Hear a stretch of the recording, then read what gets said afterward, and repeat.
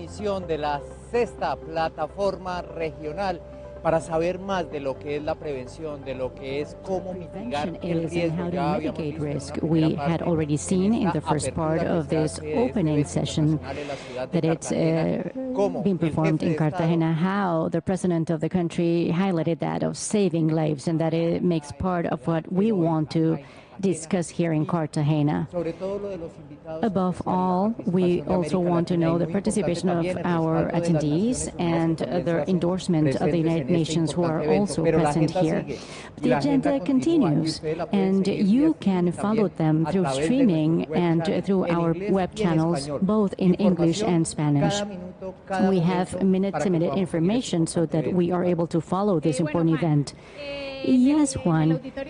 In the Getsemani Auditorium route inside of the Convention Center in Cartagena, we will continue with the agenda within the framework of the opening of this sixth regional platform of disaster risk reduction, and we will also have a panel discussion regarding the launching of the book Colombia Menos Vulnerable. We saw how the National Director of the Inclusive Management of Disaster Risk and Disabilities talked to us about, and he offered the book to the president of the country. So let's pass the floor to Inés María and Jorge Alfredo from the inside of the Convention Center. Carolina, Juan Carlos, thank you. Within the framework of the beautiful Cartagena, we will continue in the sixth platform for disaster risk reduction in the Americas. And we will begin the panel discussion around the launch of the book Colombia Menos Vulnerable, written by the National Unit of the Management Risk, written by Jairo Patiño. He will be our moderator. That is where we want to invite Jairo Patiño, editor of the book Colombia Menos Vulnerable, to begin this panel discussion where Dr. Carlos Iván Márquez, Dr. Professor Gustavo Wilches, and Mami Mitsutori will be joining us. So let's pass the floor to Dr. Jairo Patiño. Thank you, Jorge and Inés María. Yes, we will be discussing just a few minutes about the book Colombia Menos Vulnerable with a very, very important discussion panel members. And as you can see, this book will talk about all of the history of risk in Colombia. It is a very complex history, and here we propose from the journalistic part, but also having an overview of technical information as well as numbers. This is a book, just as a summary, it is like the encounters and the transitions. So it is important that humanity starts to think that this is not like a God's insight, but it is something that really belongs to a process that is important to be controlled. And I will give a leap because Colombia has had transitions due to the tragedy in Armero, in Tolima, and after that with the phenomena of the Niña, where the President Santos gave us the scope of this tragedy. We also have the Professor Gustavo Wilches, Dr. Jorge Londoño, and Dr. Carlos Iván Márquez, as well as the chair of the United Nations. So, Carlos Iván Márquez, please explain to us what is the main idea of stating all these transitions in this book, why you came upon this idea, and what was the need behind writing the book. Well, thank you, and good morning to all of you. I wanted to thank, first of all,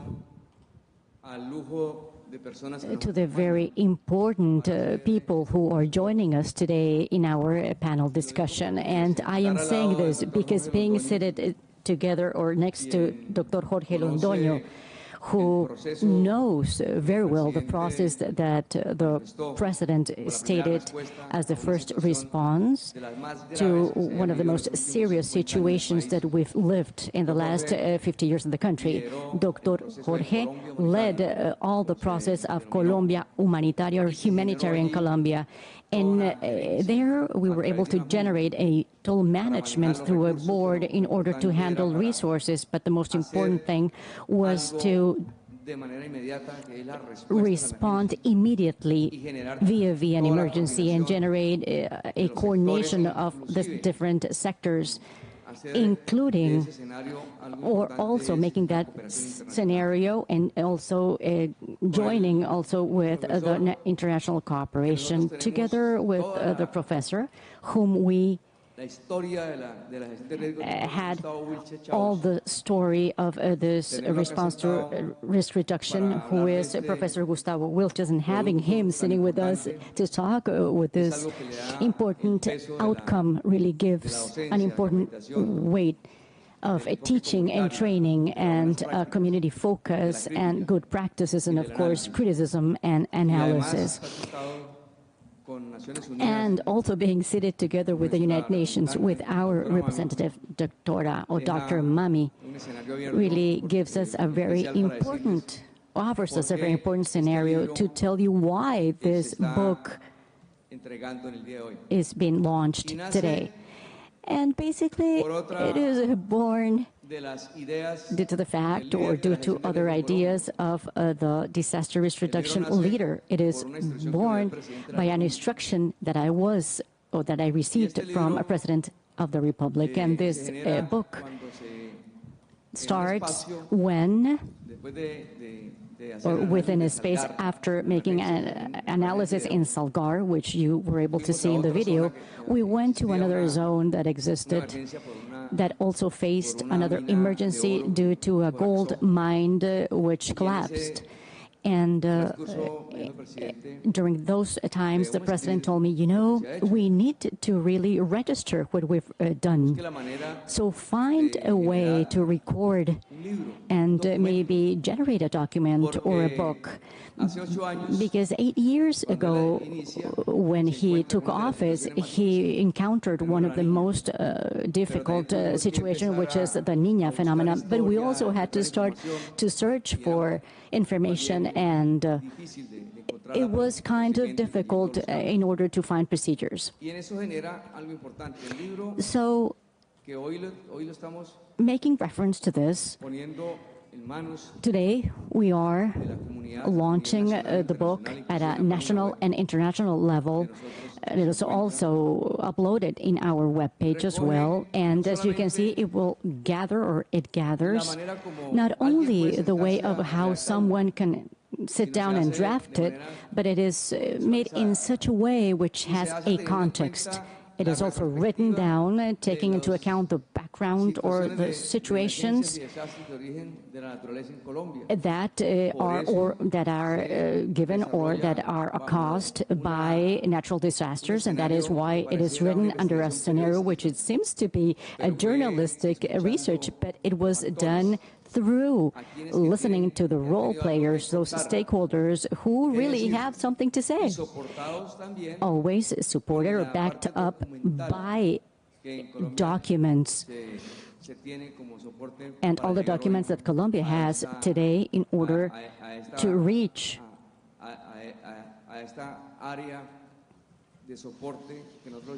this endorsement area, as we call it, is a book written for knowledge. It has to reach something. It has to achieve something. It's just not a 4-chapter or 4-volume books for information, but for knowledge purposes. And that is why we have to upload it virtually, and we have to take it as a permanent use tool.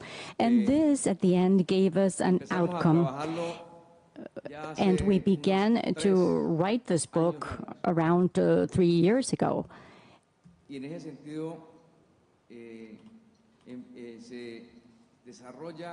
And we were able to develop the first products. And just a year and a half ago, when the Mocoa disaster occurred, again, the president, during that first day, when we closed the operation of the day, and we had that control unit, and before that magnitude, told me, you know, but you have to include Mocoa in the book. So that also generated the fact that we had to broaden the coverage. So I can say now that these 4 volumes of Colombia Less Vulnerable will not only be a tool for our country, but it will be very helpful for us, for everyone. So we are pleased to hand in today to all the attendees, to the delegates. And that was the scenario, this was the scenario that we really envisioned with the president to do this, to launch this book where we have more than 43 delegations. So 43 countries will have with them one of these volumes. And we also generated a connection so that the system undergoes that process. I can manifest today that really coming to this scenario was a dream, and thinking about the idea of how all the information was going to be compiled, many people could say, well, in recordings, and we also have protocols and procedures. But the fact of writing this information in a book was a challenge and a dream, and also an instruction from the president, because I couldn't be here in this scenario. We are just a few weeks from ending President Santos' government period. And you know what it would mean if he asked me, and what about the book? Because the task that the president have given us, as he mentioned in his speech, each of them has undergone also a verification list. So here I can tell you that all the stars have come together for us to launch today this book regarding disaster risk reduction. So I asked Haida today to allow me to give you all the information in a broad manner. And of course, it is so important to highlight Haido's also accompaniment in this, in research, because he has given that special touch without having a book oriented towards research, but it is a research. And for those of you who will have a chance to read them, I know that you will be able to know really in depth the history and the perspectives of risk in Colombia. So Jairo, let me tell you that we are ready to listen to the experts within this process, because this will give us feedback, of course. Of course, yes, Dr. Carlos, maybe we can also remind a quote from Tomás Eloy Martínez, which is that against fugacity, the word, and against death, narrative. I would like to also ask Ms. Misoturo, how does the UN sees our situation of building memory and leaving written history as a strategy for risk reduction? Well, memory, it's important, and not forgetting them is the foundation of risk management. Because, for example, in my own country, in Japan, where during 2011 we had to face an earthquake and a tsunami, well, 7 years after this, it is said that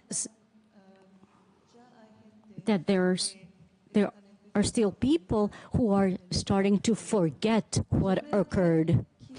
And I believe that maybe, perhaps, as humans, we want to forget some of the things, and also try to ignore unpleasant memories and only think about the future. But in order to have a better future, we have always to remember and keep memories. And that is why these 4 volumes are very important for the future, as the doctor has said, not only for Colombia and not only for the Americas, but for the world.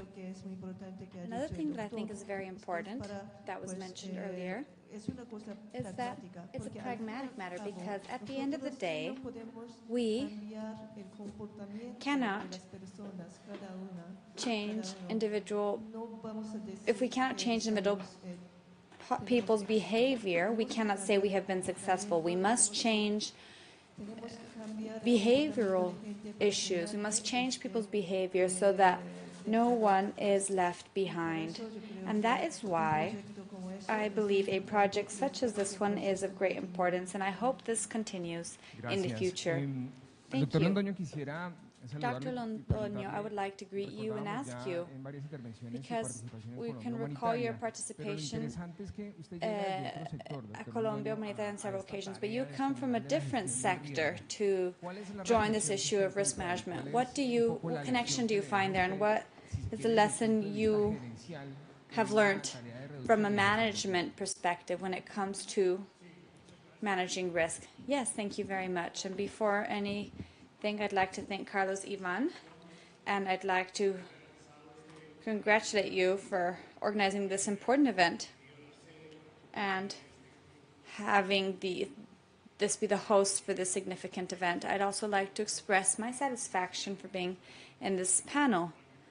It is a very distinguished panel, and having the opportunity of sharing the experiences of this event. I reached this task of collaborating in the recovery from disasters from the banking sector, and that seems to be very exotic, but the truth be told is that it's the same business. In the banking sector, we work on managing risk.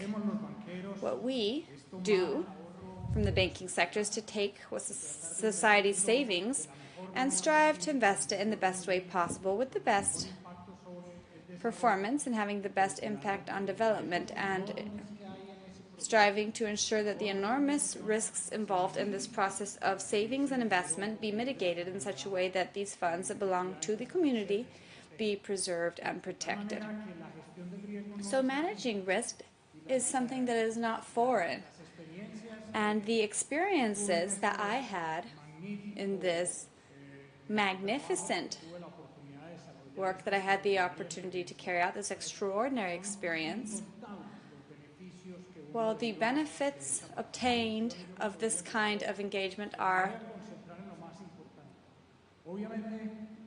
unmeasurable.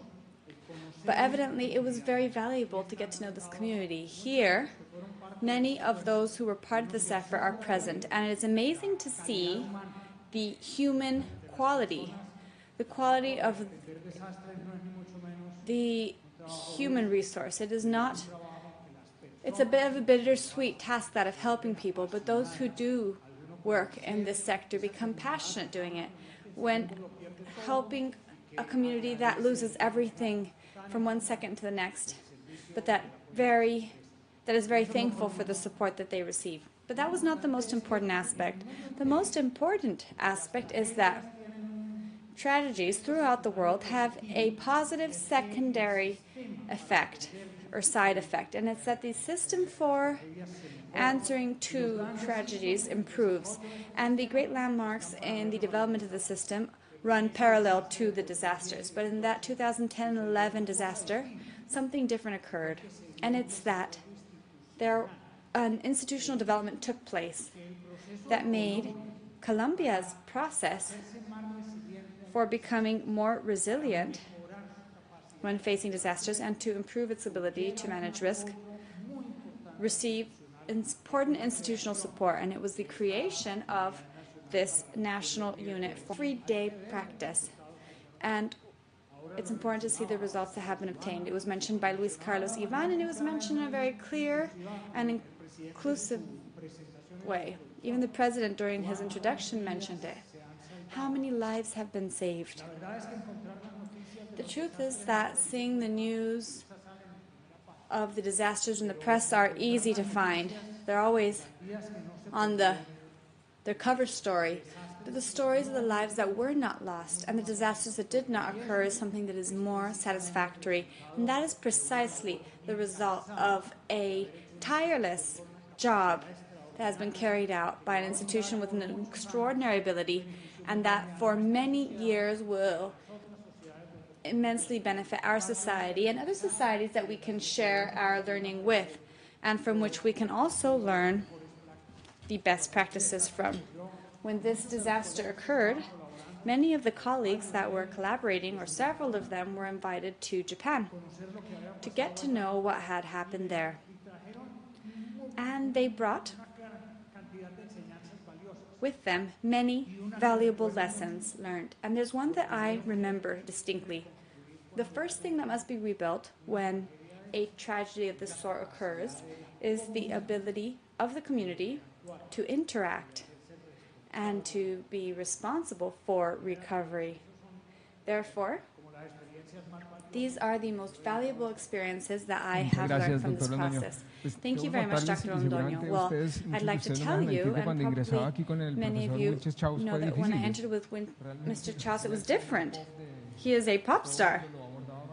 Everyone wanted to talk to him, to ask him questions, because who other than him to review the story of risk management? And I would like to ask you, Professor, to help us to understand these institutional leaps with the regulation, and then this last one, 1523. How do you see this institutionality, and what is this leap that we saw after Law 1523? Well, first of all, I'd like to thank you for the honor and privilege of being here.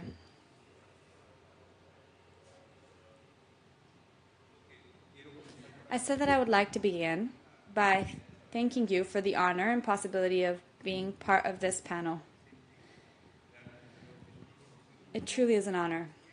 And in second place, I'd like to recall that at some point in time, in a survey of popularity, Santos went down 20%, so there was a big deal made of it by his political adversaries. And I wrote a tweet saying that the day that Santos is left with 0.001% popularity, I will be part of that percentage, recognizing the efforts that he has made for peace in Colombia. And I'd like to highlight that because there are some approaches or views that I differ in, but I'd like to highlight the admiration and gratefulness I have to him for the efforts made for peace, and I will speak specifically on this subject later on.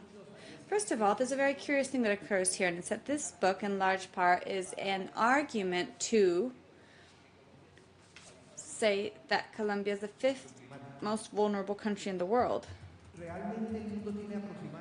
The truth is that in the world there are approximately 200 countries, and I think that out of these 200 countries, at least 195 would envy the favorable conditions that Colombia has, not to combat climate change, but rather to learn to transform in order to be able to live with climate change. You know that climate change is the movement of the ecosystems. It's the way that they express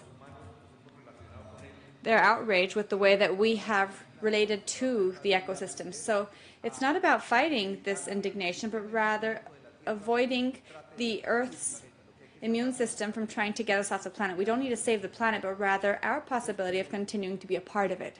So, first of all, one of the strengths that Colombia has is stated in the book, and it's the institutionality that Colombia has precisely for its environmental management and management of risk, which are two things that I have not ever been able to separate.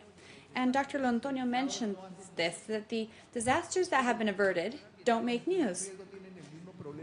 Managing risk have the same risk that the task that mothers do at home, and it's that when mothers do what they do at home, no one notices, but when they get sick or travel, then it's very evident. So something that concerns me greatly is that, for example, the 2010-11 season, every morning, when we didn't see that the Tuñuelo River had flooded in Bogotá, I would congratulate you. And it hadn't not flooded because it was a coincidence, but because there had been good environmental management. And this is something that is worth noting and making visible. So I believe that Colombia has this enormous strength. And I'd like to precisely mention this issue of memory that we began with. One of the things that I feel is most important in this book, and I mentioned this with Jairo, without knowing that he was going to be the moderator, is precisely that he's collecting a great deal of memory. For example, Decree 919. This was the first national system for managing risk that was created, and its initial quota, unfortunately, were 20,000 deaths in Armero. But from that point forward, this system began to develop. And it had to be updated after the Constitution of 1991, because it was 2 years before the Constitution of 1991. But many principles were worked on that then passed on to be constitutional principles. And I think this aspect of memory is important to recognize. In fact, we could have gone way further back. The Code for Natural Resources, 1974, where we began to see nature in a different way. And after the Constitution 1991, Law 1993 that creates the Environmental National System, which are two systems that need to work together. Another thing that I found very interesting in the book is that it begins with a short mentioning the Tumaco earthquake. It was a disaster that occurred and it was not noticed. And it's this issue that before it was called risk reduction, before it wasn't called that way. And it enters the agenda with the Popayan earthquake, where I'm from. My city was destroyed. But from Tumaco, something that is very important occurred. That is now also something else that is worth thanking President Santos for, because it's something that he is concluding before the end of his term, and it's the steps to turn Tumaco into a touristic district. And I think this is very important. And it's one of the areas for those who are not in Colombia. Perhaps the conflict of the most complex kinds are focused in this part of the Pacific coast of Colombia. There's something that I insist a lot on, and it's that we must recognize expressly as an actor behind this territory the seismic dynamics that of tsunamis. There are many plans, and I think that an important exercise is precisely that if the country still sees the Pacific coast as something that's very far, distant, and foreign, we're going to make it be the core of our attention. But we need to consider that this that's occurring there is not just this side thing. The possibility of seismic activity or tsunami is something that's been there for a long time. In 1906, there is registry of the strongest earthquake that was registered at that point in time, which was at the same time of the San Francisco earthquake. But at that point in time, since it was uninhabited, it wasn't accounted for. The Pernales earthquake in Ecuador is part of the same family. There's great proximity. If something were to happen nowadays, and then if there were to be a tidal wave, it would be much more severe, because the mangroves are part of the immune system that protects territories. So this recovery of the memory that we can find in the book is very important. It allows us to see this process, how it takes place. And when it comes to the issue of systems, 1523 updated it, and then recently I was remembering the disaster of the Tower of Babel. After that disaster, there was no research or anything. They just blamed Yahweh for this, and that's why they always say that disasters are not a punishment of God or anything, but they blamed it all on Yahweh.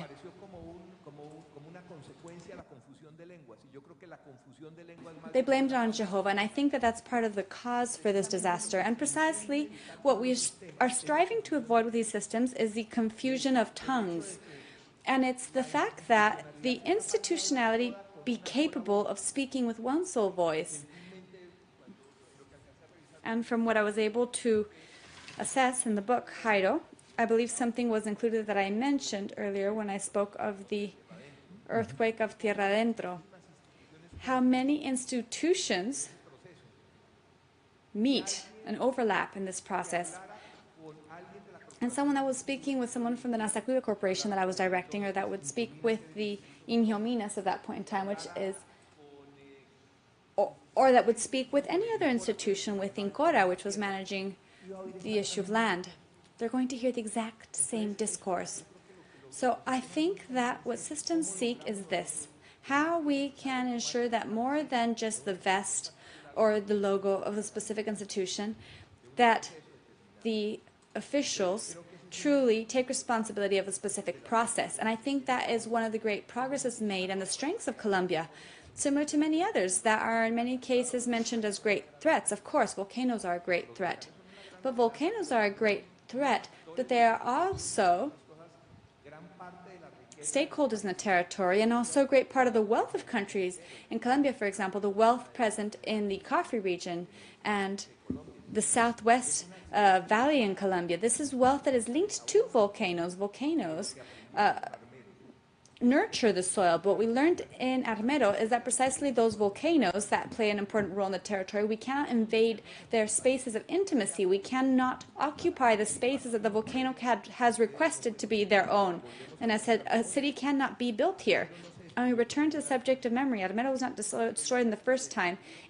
In 85, it had been destroyed 2 or 3 times earlier for the exact same cause. And once again, it is built in the same place.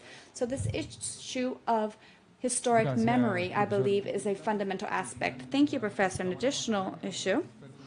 I know that Yolanda's an expert, and you can see the pictures. Dr. Carlos Ivan, to conclude, because these meetings have a very limited time in the agenda, what do you think of the change of perception that this book might generate? A publication begins its path today.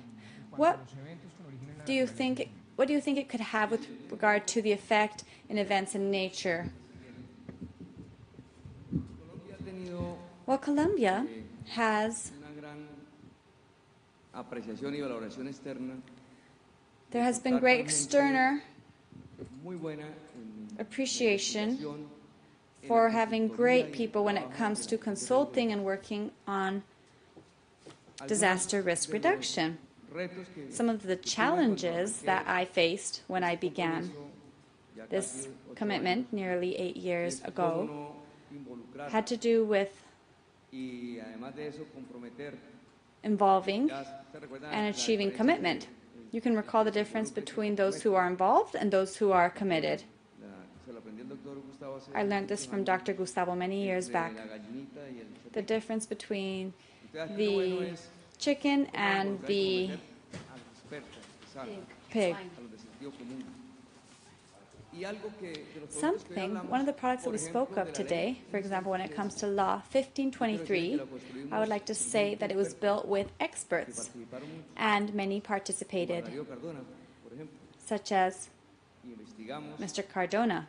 And research was conducted, and we held meetings with all the sectors involved to develop the policy that is currently implemented. And I believe we need to allow it to continue working, that the process continues. Because much has been said on how to have a risk reduction policy. But it's something that can be developed if there is political will in this government, the political will of the Congress.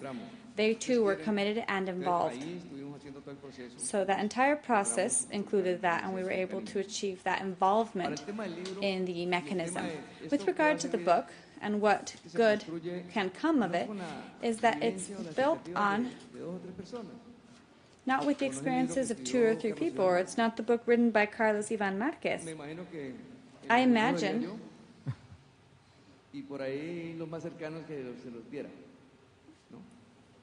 that then it wouldn't go very far. Because this was worked on and developed by listening to people who have worked in risk management. Walter Coates, who's here, Dr. Cardona, Mr. Murillo, Dr. Jorge, Dr. Gustavo Wilches, mayors from many years ago, governors, current governors, social leaders, and people who have been standing on the other edge of cooperation, who have also been participating, because we've listened to them, and their thoughts are expressed in the book. And this is to ensure that the final product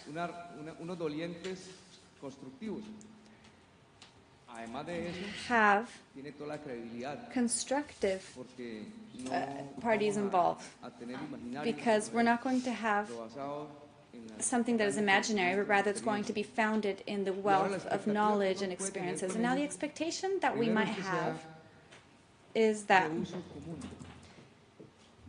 it be something that can be used generally, that it was able to break this down. If we refer to the INSARACO guides, which is urban rescuing in the world. When I entered the Red Cross, and up till today, the INSARAC guides were in English, to begin with. And secondly, they were given to 4 or 5, and they didn't show it in the picture, they never applied it. And third place, how can we work on this if it wasn't of common knowledge? And as the president of the INSARAC region, we were able to update them, and then we also paid for their translation. And in third place, we were able to edit 1,000. And now any organization, not just in Colombia, but in the Americas, use this guide to save lives in a technical way. And that's why Colombia has the first accredited group internationally. These are paradigms that we need to break down, because the world is not for those who preserve information only for themselves. That hasn't been the way to do things for years now, but the idea is for this to be able to be used pragmatically to manage risk and for development.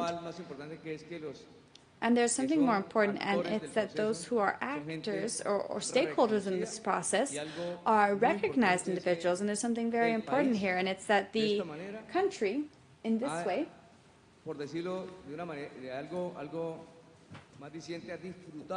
has enjoyed the knowledge of that we export. And this is part of what can be said, something that is valuable in this document that we are presenting to your service today. Well, I've been told that we don't have more time. It's just an opening, and I know that we will have all the reflections and the book. Professor wants to just say a small thing. The main risk reduction strategy towards the climate change is peace. The great disaster that Colombia has had is having 70 years of armed conflict. We talked about Mocoa, and many of the communities affected in Mocoa were communities that had been displaced and had to occupy riverbeds of brooks and transforming in them, and which were risk zones due to displacement. In Hidroituango zone, currently we are facing the most complex disaster, which was one of the most complex ones in my view. And even though we haven't faced or had really affected people, it has led to massacres and violence. So as you heard, we in our national hymn, we heard that the horrible night has ceased. I don't know if Mr. Kaiser is with us today, but we wrote the agreement in order to cease fire, and we started the agreement for human demining. And up till starting from there, we started reducing from 1,500 to 40 all those affected people, but bad called all those accidents due to landmines, where we had peasants, girls, women, all of them affected by demining and by landmines. So the idea here is to maintain the peace process, and I want in that to make an emphasis. I always talk about webs, spider webs and spiders, and the objective here is not to rebuild the web, but is to strengthen the spiders so we can strengthen them and they are able to reconstruct their own spider and the spider webs.